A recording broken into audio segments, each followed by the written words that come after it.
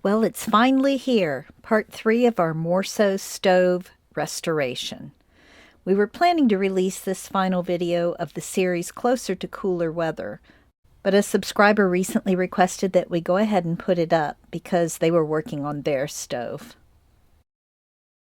In part 1 of the series, we showed where the stove broke. It was just by chance that we noticed that the stove had broken. There was a gap in the back. The rear panel had broken away from the top cover, and that's probably why we were going through so much fuel.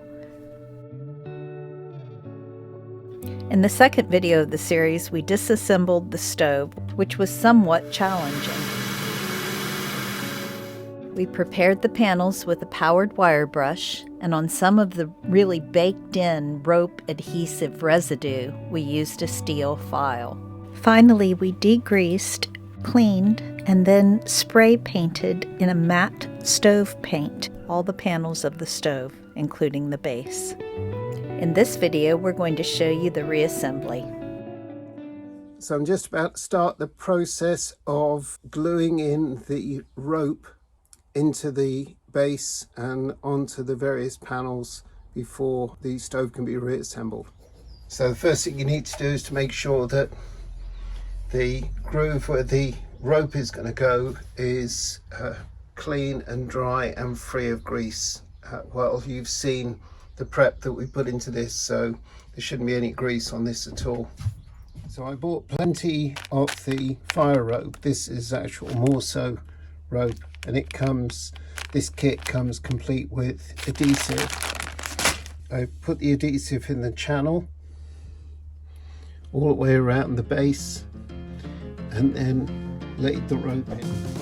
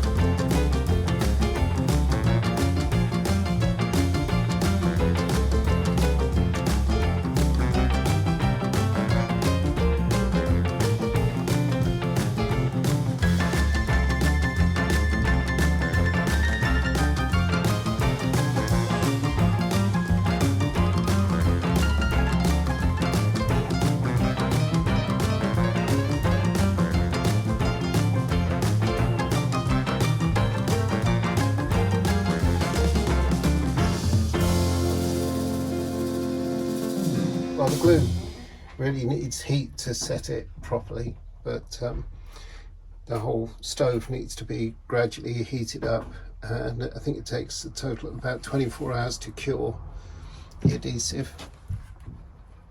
So I put it on the inside of the Squirrel panel, on the in the very corner between the flat edge and the curved edge, and I put it on the inside face of the back cover, the full length of that, which kind of mates up with this part here, so it gives you a double barrier to just reduce the risk of leaks. So we'll see. Here, Rob's using bolts and washers to lightly support the back. It's not going to hold it firmly, it's only going to lightly pinch it. Originally, we bought a used fire back, but the lugs didn't line up properly with the holes, so Rob had to buy a brand new back from Morso Spares Direct. We'll put the link in the description below. Here Rob is standing the sides into the slots where the rope is laid. When all 4 sides were in position, we used masking tape to lightly hold them together while we put the top on.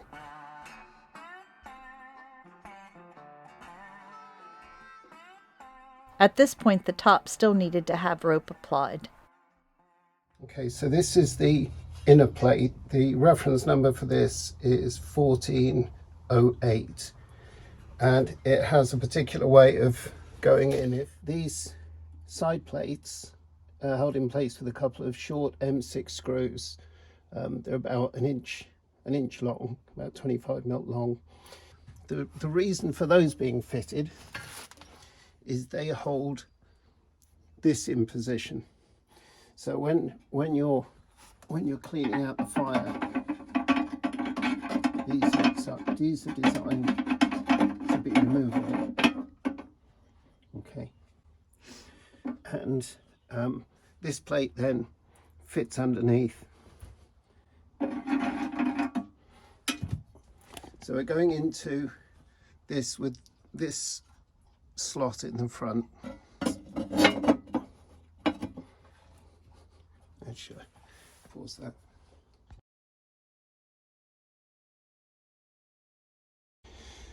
Okay, here's a cautionary tale about buying a used plate from eBay or from any other supplier. If you look at these holes, you'll see that they're not entirely central, particularly this one at the back, which is off center, and this one's off center. Now I've laid the rope in this replacement top, which I got part of a top and back set, and there's the back over there, which is unusable because it won't fit this fireplace base.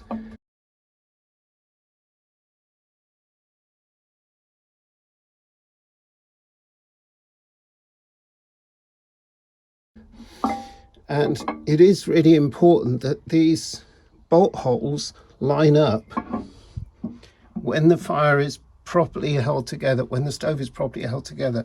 They have to line up with these lugs, the openings in these lugs. Now I think I might get away with this one, so I've checked it on the back and it looks like that might fit, and on the front it looks like it might fit. But these, when these old plates are restored or refurbished, because so commonly, and we found this with ours, when you try to remove the bolts, they shear off. What they do, they cut through the bolt with an angle grinder, and then they tap and thread a new hole. But in this case, they haven't done it exactly in the center of the boss. This is the boss. So that hole should be dead center. And that way you get a perfectly aligned stove.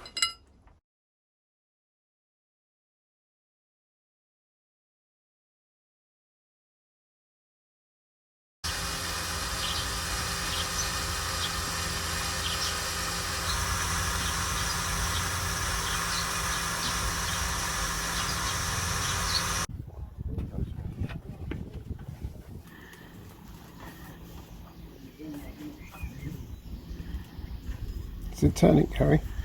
Not sure. I think it is.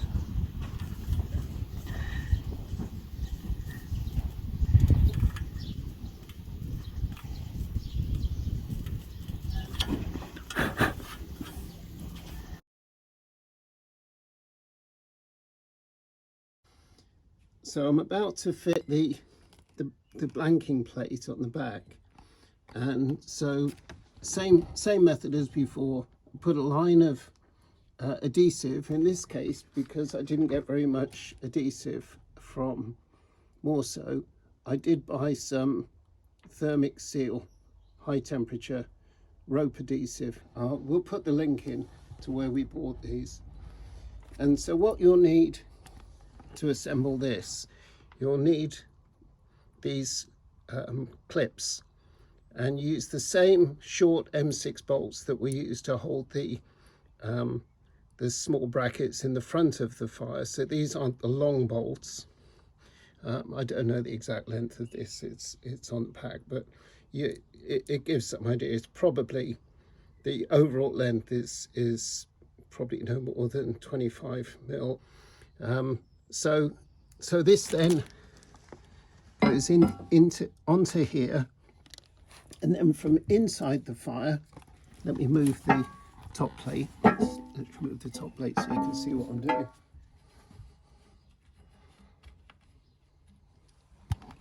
So you just make sure it's properly centered, and Carol's holding that so I can start one of these off.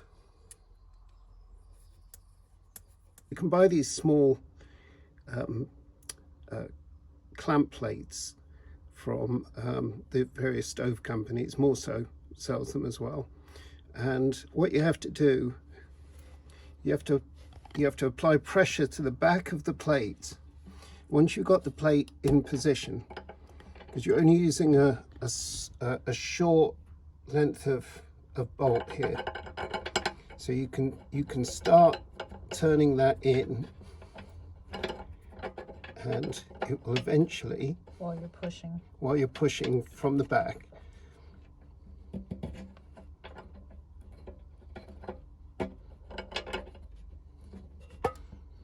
that's probably too much.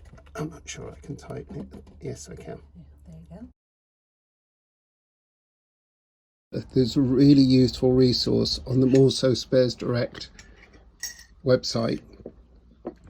So you go to morsosparesdirect.co.uk, and then you go down to your product. In our case, it's the Morso Squirrel. So I'm going to tap on this, and it's opened up on the Squirrel page. Okay, and in my case, you'll choose your particular stove. In our case, it's a 1410, so we'll click on that, and when that opens up, it has all the various spares that you can buy from the company. Okay, but here it has a diagram, and that's what we're going to open now. Sorry about my clunky fingers. And this shows you in detail everything that goes into your Squirrel. Now here we've got 1400 general, so it's European general, and I want to see which way something goes inside the Squirrel. So I look in here, and this shows me that I was about to fit this plate upside down in the Squirrel. This plate here, which is 441408, I believe. 44140800. That holds the grate and the riddle unit. So what you don't want to be doing is fully assembling your Morso Squirrel with something completely wrong.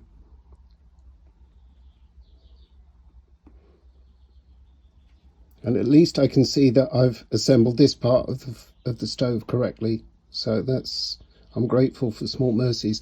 And you can see that the front of this panel has a raised lip, and the problem I was having was actually getting it to sit on the lugs on the sides and the back of the stove. So that explains why, and I can now assemble it correctly. So here's the plate that I was about to install upside down.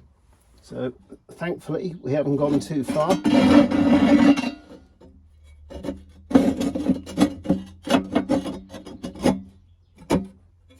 Perfect. Nice and solid. And I'm just checking that it's seating on all of the, you can just see a lug here. So there's two lugs at the back, two lugs on the front, and there's two lugs on each side to support the weight of that. Okay, so this is the new top. Well, this is the refurbished top, and I'm going to put some glue around here.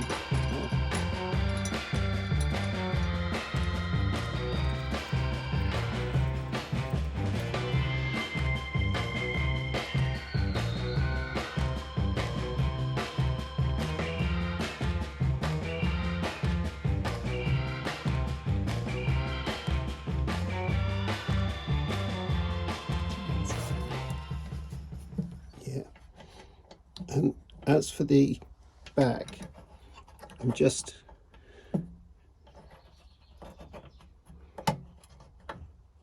tightening that down to kind of pinch it. I'm going to get this really central, because the key thing with all of this is safety. It's making sure that you don't have any leaks.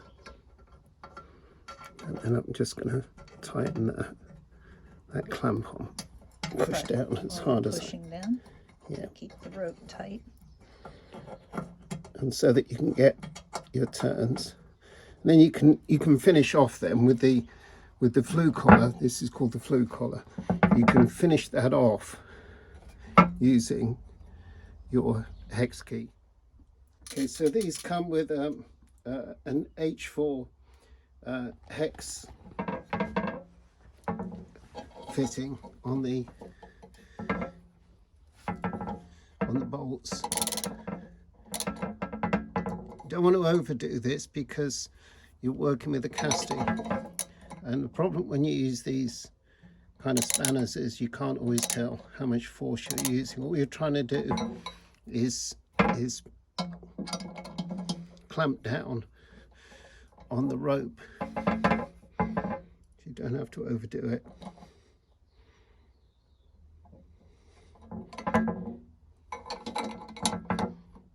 Okay, so it should be on.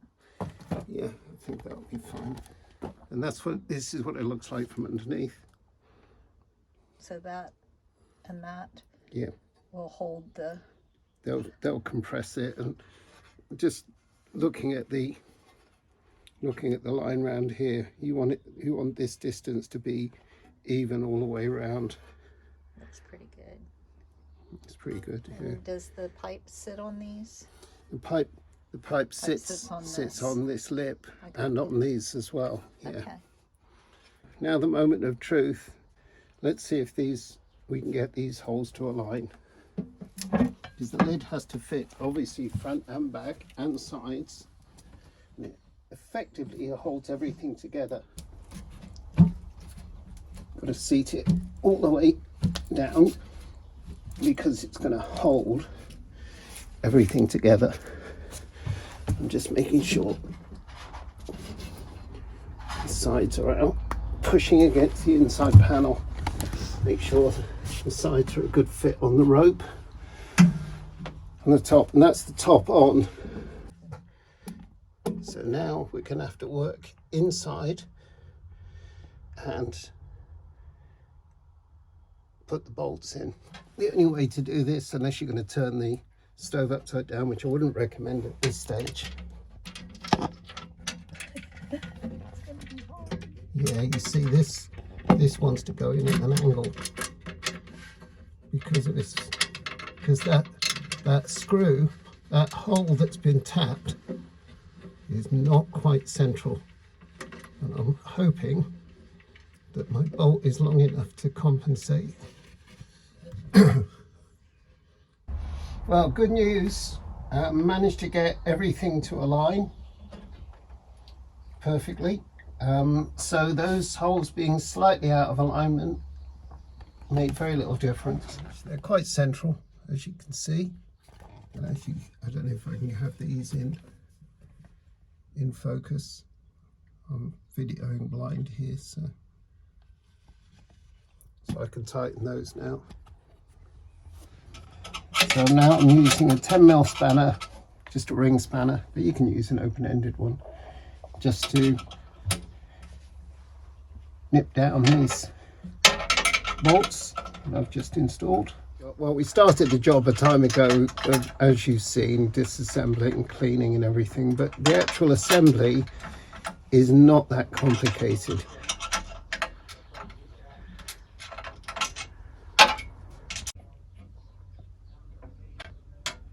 Okay, so all I'm doing now is making sure that the bolts are snug. I'm not over tightening them, which is why I'm using a little spanner, and I'm just using fingertip force. You don't want to go at this because you'll crack the castings, the lugs that they're going through.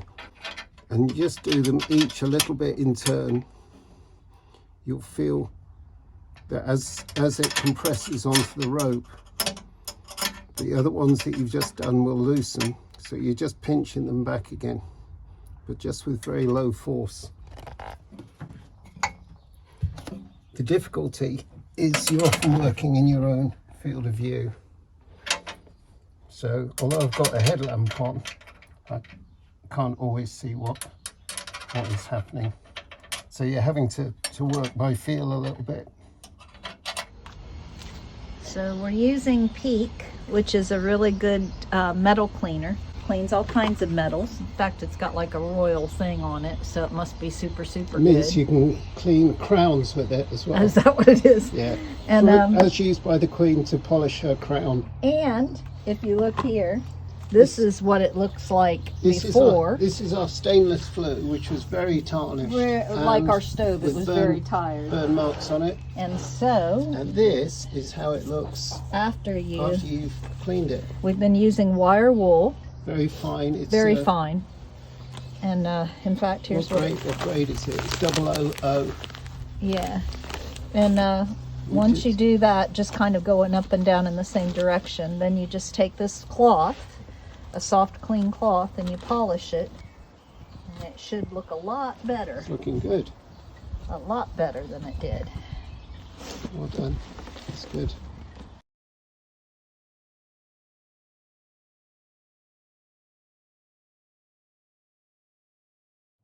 Now this is the collar. So under here is the thicker rope that I used. I coiled it around to fill the void around the base of the flue, and then I liberally coated that with a special Plumbers flue silicone, a black silicone, and that's the finished result, and it looks very neat and it's completely airtight.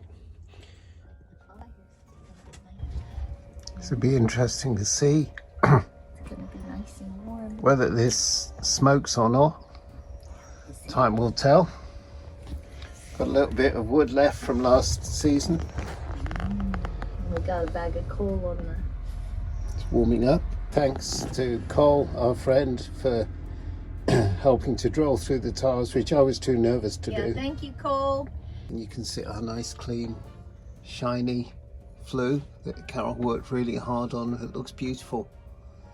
Not sure how long it'll look like that, but we shall see. Looks like a new stove. But we did put the old internals back in.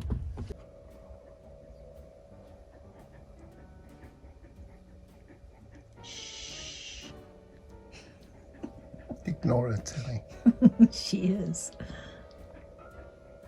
It's a cool evening, so we've lit the stove for the first time since we restored it. Carol's got what's left of my glass of Prosecco. So he doesn't spill it while he does the video. You must have drunk about 3 glasses tonight. Drunk? I may have drank 3 glasses, but I didn't drunk them. Yeah, you did. You drank them. But you must have drunk is the word you use, not you must have drank. This is the struggle I have, British friends, trying to teach Americans how to speak. We hope you found this week's video useful. Join us next week as we cross the Millennial Ribble Link in a narrowboat flotilla. See you soon.